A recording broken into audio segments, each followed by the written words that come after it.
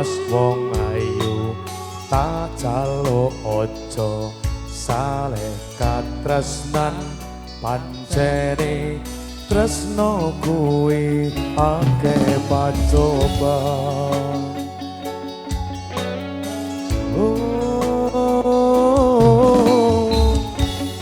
Arep tumeka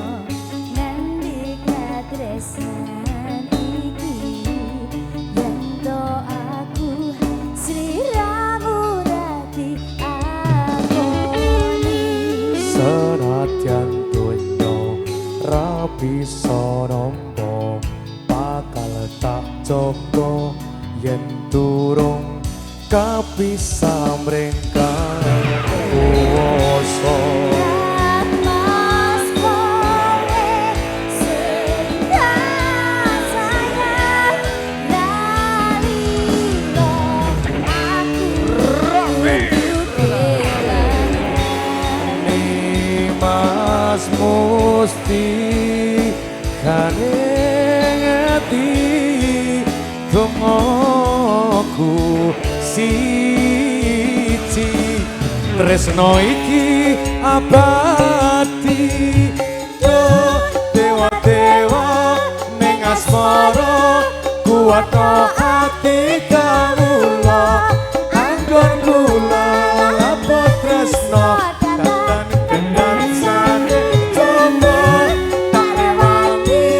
tak pateni lairi tresno kang suci kasunyatan yen to aku sliramu iso ngawiji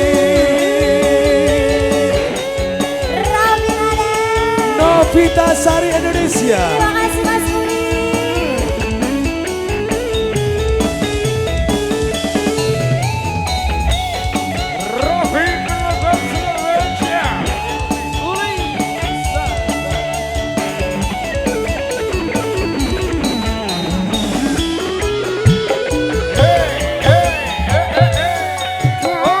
Mas kowe sing tak sayang ralino aku kudu kelangan Mas musti kaneng ati dongaku siji tresno iki abadi do dewa-dewa ning asmara kuwatno ati kawula anggon kula lapo tresno datang kendhat saking coba tak rewangi tak pateni lairi tresno kang suci kasunyatan yen to aku sliramu iso ngawiji.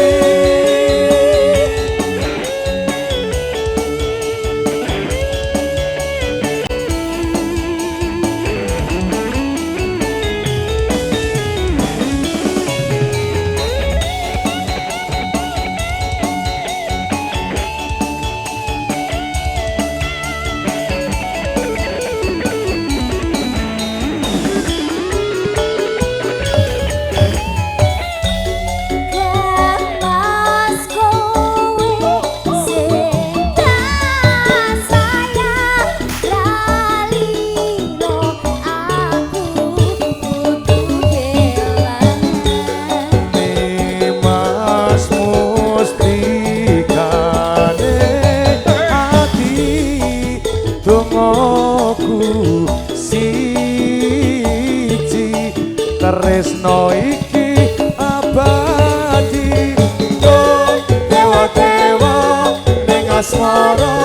kuwatno ati kawula anggon kula